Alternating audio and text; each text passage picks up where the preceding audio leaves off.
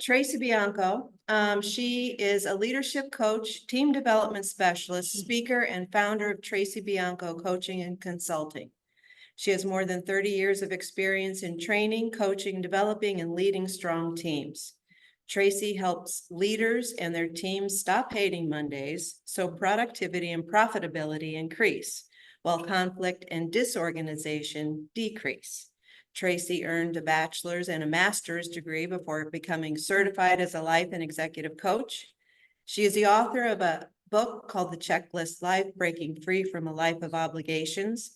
While family time tops her list of greatest joys, Tracy also enjoys walking while listening to her favorite podcasts, reading from a stack of books on her nightstand, and spending time on a beach, sharing chips and salsa with family at the nearest Mexican restaurant. So please make welcome Tracy Bianco.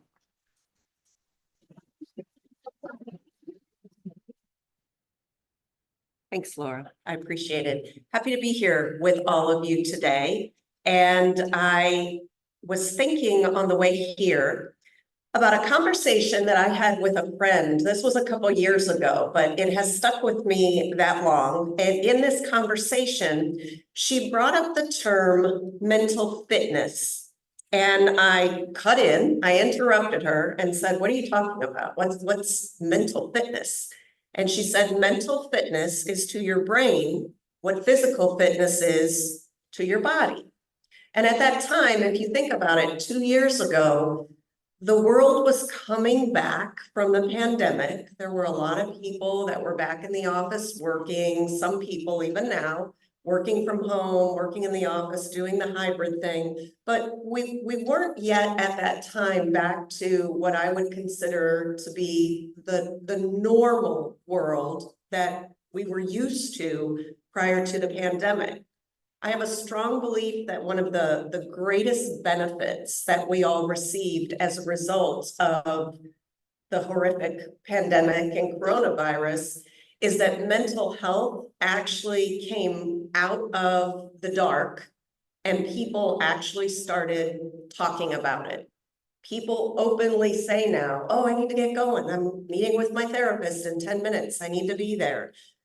Mental health has always been an important topic, and these last few years, it has gotten to be in the forefront. With the time I have here with you today, what I'd like to share with you, going back to this idea of mental fitness, I'd like to share with you the first of 3 core muscles that will help with everyone's mental fitness. So when I was talking with my friend, I realized since I'm at this mic, I don't really need my clicker. I'm used to walking all over the place. So my brain is saying, "Keep your feet planted, Tracy, keep your feet planted." When I was talking with my friend, she actually shared as we got more into this mental fitness discussion, she said it does all sorts of things for you. When you work on your mental fitness, when you really commit to this, it boosts your performance. It improves your well-being and it strengthens relationships. The percentages that you see up on the screen right now, those percentages come from people who have actually gone through the Positive Intelligence program. I happen to be one of those people. And it's incredible going from prior to the program to after the program, just what a difference it makes in a person's day-to-day life, the way that you think about things, the way that you approach situations. So that first core muscle that I'm going to be focusing on today is called the saboteur interceptor muscle. I'll be saying the word saboteur multiple times over the next several minutes. So if you want to do take a swig of your tea or coffee or water every time Tracy said saboteur, go for it. Saboteurs are actually led by something in our brain called the judge. So you can see on the slide, the judge is our negativity keeper. The judge is always offering fault of yourself, of others, or of the circumstances. So I'll throw out a few examples here. Maybe some of these will ring true for at least some of you in the room today, but fault finding of yourself. That could be when you got dressed this morning. "Oh my gosh, these pants are getting a little bit tighter. What is wrong with me? Why do I keep going for the extra serving of dessert every night?" The fault finding of others. Maybe when you walked in here, you walked toward a table and then you saw that person and thought, I think I'll go to this table instead. I know it usually happens. People start elbowing each other at that point, right? And then the fault finding of circumstances, just sticking with the theme of things that may have happened to or for you today, that could simply be the chair that you decided to sit in is not level. Maybe the little cap on the end of the chair and you're wobbling in it and thinking, why is it that I always pick those chairs, the ones, or why do we pick the wrong aisle in the grocery store every single time? So our judge is always working, always looking out there for what's not going right rather than what is going right.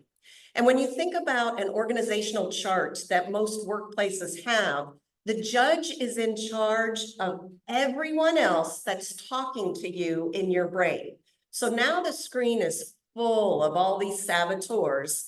The judge is at the top because the judge is always controlling all of these saboteur tendencies. So I will spend the next several minutes sharing a little bit of information about each of these 9 saboteurs. And what I would encourage you to do as I'm describing them, and you can see the information up on the screen, is to just ask yourself, does that happen for me? Do I think those things during the course of a typical day? And if your answer is no, that's great. If your answer is yes, it means you're human. We're all in this together. And I would even go so far as to say every single one of us in this room, because we're human, we all have these saboteur tendencies, some of them more than others. One of the greatest benefits that I received once I began learning about positive intelligence is that I realized I wasn't alone. I will share with you openly and honestly when we get to the saboteur that is talking to me right now.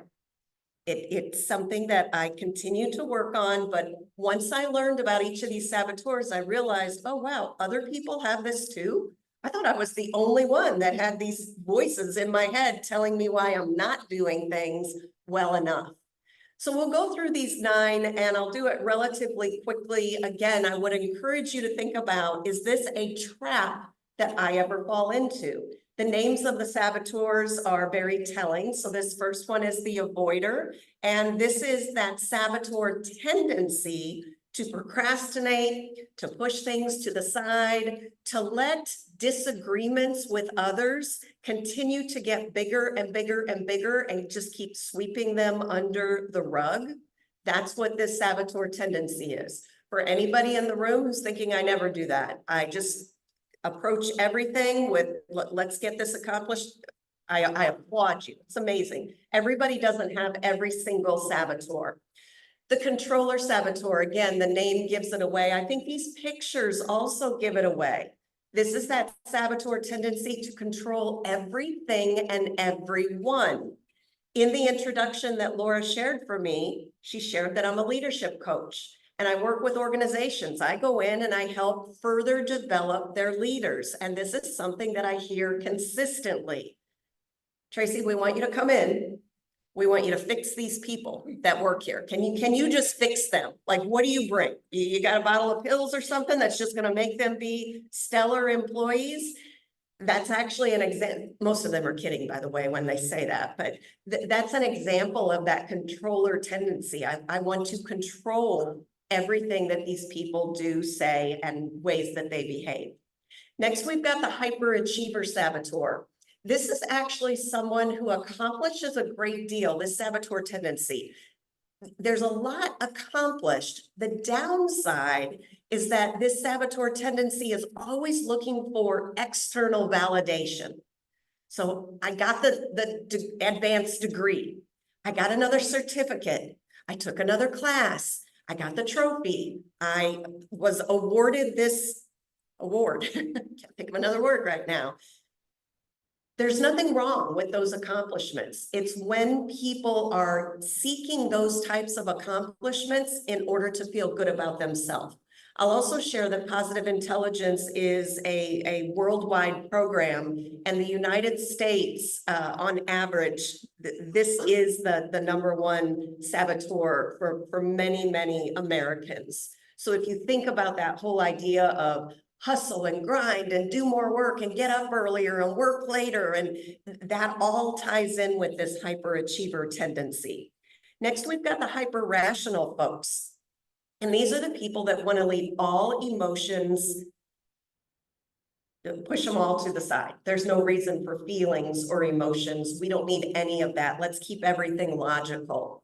Now, I don't know what everyone in here does for a living, but I would guess that at least some of you are in industries where logic is what helps you accomplish great things. There's nothing wrong with logic. This saboteur tendency is all about no feelings are needed.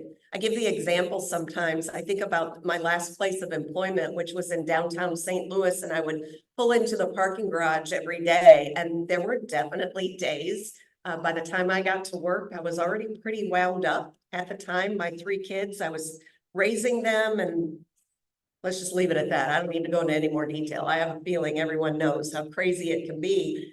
But I remember getting out of my car and thinking, I need to leave all these emotions in the car. Let me just grab them all, the frustration, the anger, the sadness, and stuff it in the car, because I'm going into work and I'm a professional and I shouldn't have feelings. That might have been my hyper-rational coming and talking to me. The hyper-vigilant is next. This saboteur tendency is all about always looking out for the dangers that might be out there. Now, I do want to say, there's nothing wrong with watching out for danger, making sure things are safe around you and that your people are safe. There's nothing wrong with that. This takes it to the next level. I'm not going to do anything outside of my comfort zone because something bad might happen. Next, we've got the pleaser. The name gives it away. This is doing things for other people, which is ironic because I'm here for Rotarians, right? That is what you do, and I applaud you for it. The saboteur tendency comes into play when people do so much for others and then they end up resenting the fact that they don't get appreciation or accolades from others. Next, we've got the restless. This saboteur tendency is to move from one thing to the next very, very quickly. Before you finish one thing, you're already doing the next thing. And this is not a description of ADD or ADHD. This is actually, there's something here happening that's uncomfortable for me. So I'm going to leave it and I'm going to move on to the next thing. And finally, the last saboteur, oh no, 2 more, stickler. This is my best friend. The stickler talks to me all the time. The stickler saboteur tendency is all about perfectionism. I've got to get it perfect, and I've got to keep pushing for that perfectionism. And finally, now, the victim. So this is having that martyr syndrome. Everybody's out to get me. That's the whole idea there. So I know that I went through those really quickly. I was looking at facial expressions through the room. You all keep it pretty close to the vest. I wasn't seeing a lot of emotions on faces. Sometimes I can tell when I describe one, I'm like, oh, I think maybe that might be a top saboteur for that particular person. The idea here, when you think about the saboteurs, is that they motivate people through negative emotions. I talk with people all the time who say, Tracy, I actually get more done when I'm down to the wire. Like when something's due tomorrow morning and it's the end of the workday right now, that's when I do my best work. Now I'm getting some facial expressions. I'm seeing some smiles out there. Here's the thing. We can do that, and it's not sustainable. We can't do that all the time. We can't push things off in this example and say, I'm going to do my best work, even though I've worked all day and maybe I have a family at home. I'm going to work tonight from 6 to 11 in order to get that thing accomplished that I need for tomorrow morning. Occasionally, we need to do those things, but it's not sustainable. So we don't want to be motivated through negative emotions. One of the other core muscles that I won't be sharing with you today or focusing on is all about motivation through positive emotions. That's how we get things accomplished. Couple things that saboteurs do. They turn your greatest strength into your greatest weakness. So I'll go back to the stickler for me and use that as an example. I have perfectionistic tendencies, a lot of them. I am detail-oriented. I am extremely organized, far too organized for my husband's preferences, but that's a story for another day. These are strengths that I have, and they help me. They also hurt me when I push them too far. That's the idea behind the saboteurs. We want, of course, to celebrate our strengths and do everything we can to use our strengths every single day. What we don't want to do is abuse them or overuse them. The other thing that saboteurs do is they create the opposite of what they promise. So again, going back to that silly little comment I made a couple minutes ago, I'm far too organized for my husband's taste. He uses a lot of tools for what he does. He's a carpenter, he builds houses. He puts a lot of tools on our kitchen counter for some reason. I don't know why. I never know why. When I push it and say, because I want it organized, why is that there? What are you gonna do with it? When are you gonna move it? When are you gonna charge the battery? It sure doesn't create what I want. I want an organized room and also a harmonious home. So I've learned, dial it back, Tracy. Now I have in my organized mind how long I will allow it to stay there. Some big orange tool on my counter. Valentine's Day is the day. So if any of you know him, let him know.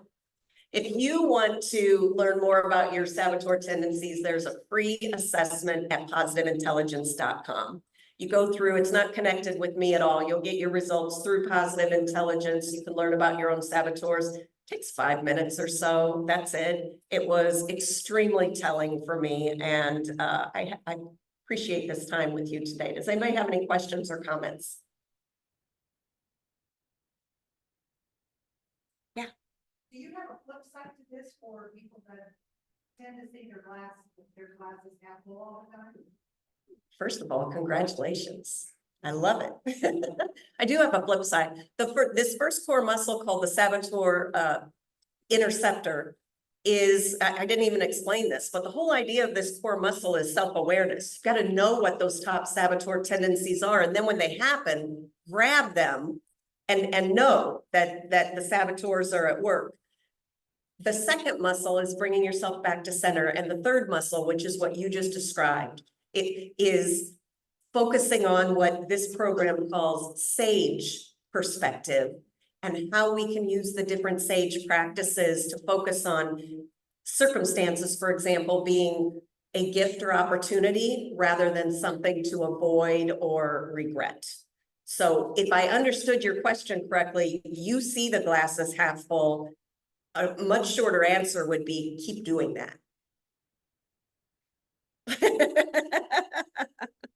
Any other questions? Okay. Thanks, y'all. Appreciate it. Somewhere. Okay, yeah.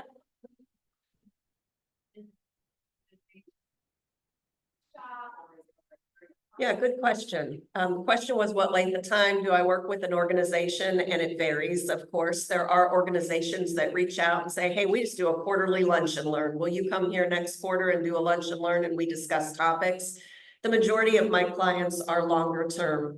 They typically sign on with me for a year, and I offer one-on-one coaching, training sessions for everyone, team training sessions. There's a wide variety of services that I offer, as well as lengths of time for those engagements.